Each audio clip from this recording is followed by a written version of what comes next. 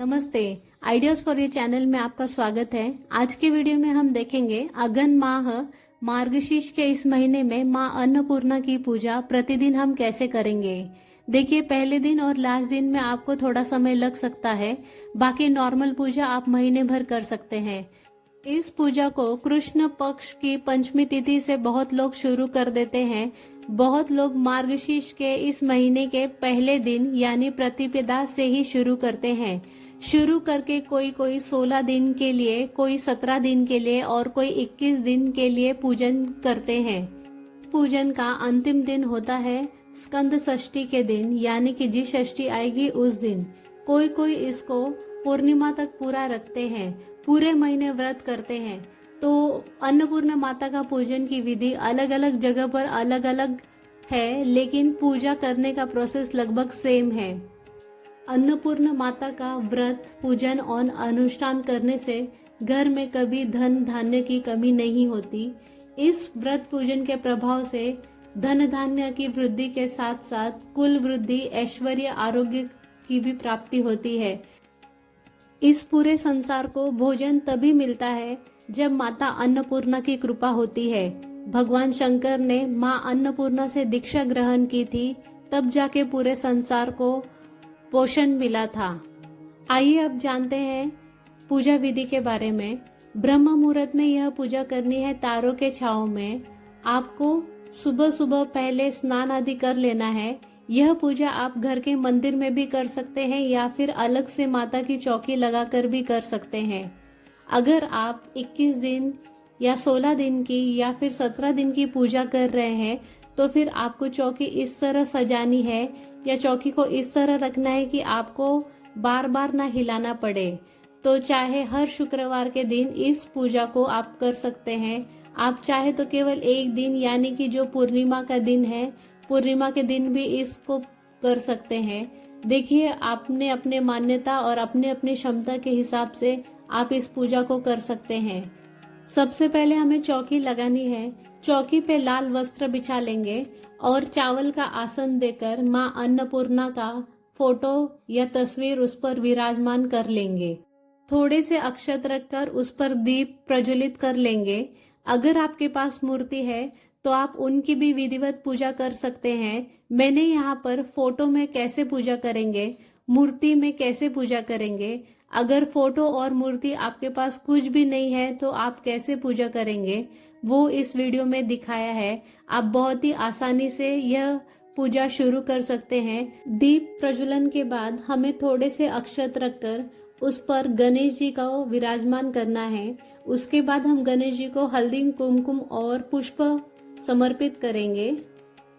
उसके बाद एक पात्र ले लेंगे।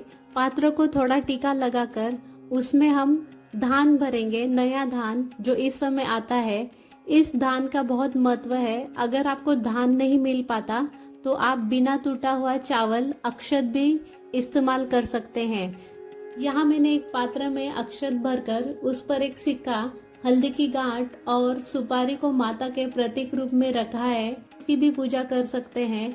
इसकी पूजा आप हर शुक्रवार या पूरे महीने या फिर आप पूरे साल इसको अपने मंदिर में स्थापित करके पूजन कर सकते हैं।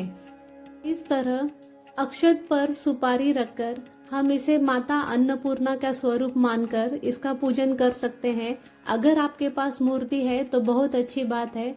आप चावल के ऊपर इस मूर्ति को स्थापित कर सकते हैं।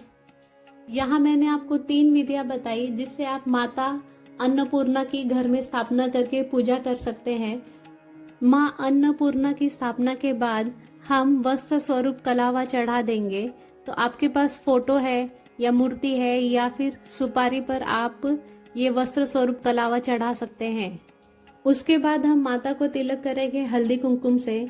गणेश जी को भी हल्दी कुमकुम लगाएंगे, लेकिन जो शंकर भगवान है उन्हें हल्दी कुमकुम नहीं चढ़ाया जाता। उन्हें हम चंदन का टीका या फिर भस्म का टीका करेंगे। इसके बाद आपको चावल या धान का आसन लगा लेना है। धान नहीं है तो आप चावल का भी आसन लगा सकते हैं। फिर एक कलावा लेंगे हम। कलावा में हम गांठें मारेंगे। ये जो गांठें लगाई जाती है ये इस पूजा का बहुत बड़ा हिस्सा है। यहाँ पे आप 17, 16 या फिर 21 गांठें मार सकते हैं। अगर आपने एक दिन के लिए भी पूजा कर रहे हैं तभी भी आप इतनी ही गांठ लगा देंगे। इतनी गांठ बांध के आप इस धागे का पूजन करेंगे। अब कहीं कहीं पर इस धागे को पहले ही दिन धारण कर लिया जाता है। जितने दिन पूजा की जाती है उतने दिन हाथ में इस धागे को धारण करके रखते हैं और जब पूजा समाप्त हो जाती है उस दिन इस धागे को उतारा जाता है। कहीं कहीं पर यह धागा पूजा की चौकी में ही रखकर पूजा करते हैं और जब ये पूजा समाप्त होती है तो आप इस धागे को अपने हाथ में धारण कर सकते हैं। तो इस तरह से देखिए हर जगह की अपनी अपनी परंपरा होती है। उसके बाद हम फूल चढ़ा देंगे। इस धागे का भी हमें पूजन करना है। फूल समर्पित करने के बाद हमें माता को भोग समर्पित करना है। हमें कुछ सफेद चीजों का भोग जरूर लगाना है जिसमें आप खीर या दूध माता को समर्पित कर सकते हैं। इसके अलावा कोई मिठाई या ऋतु फल भी आप भोग के रूप में दे सकते हैं या फिर पंचमेवा और ड्राई फ्रूट्स भी माता को चढ़ाया जा सकता है। भोग समर्पित करने के बाद हम 1 लोटा जल और दक्षिणा समर्पित करेंगे।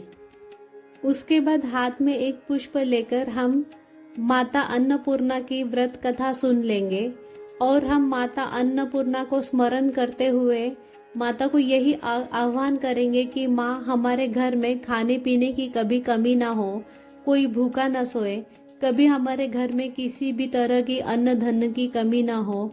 इस तरह हम माता का आह्वान करेंगे। पूजा में रही कमियों के लिए क्षमा याचना करेंगे और अपनी मनोकामना को पूर्ण करने के लिए प्रार्थना करेंगे और माता की प्रेम पूर्वक आरती करेंगे। तो इस तरह हम सरल विधि से अन्नपूर्णा माता की पूजा कर सकते हैं। इसके बाद आपको एक बात ध्यान रखना होगा कि ये जो सब सामग्री हमने माता को चढ़ाई है ये हम किसी को भी दान नहीं करेंगे। जल का लोटा हम सूर्य नारायण को अर्घ दे देंगे और जो फल और प्रसाद स्वरूप हमने चढ़ाया है वो सब घर के ही लोगों में प्रसाद स्वरूप बांट देंगे। आज के वीडियो में बस इतना ही। माँ अन्नपूर्णा आपके घर में धन धान्य की वर्षा करे, आपको सुख समृद्धि और तरक्की दे। अगर आपको ये वीडियो पसंद आया हो तो प्लीज लाइक एंड शेयर करिए और मेरे चैनल को सब्सक्राइब करिए। Thank you.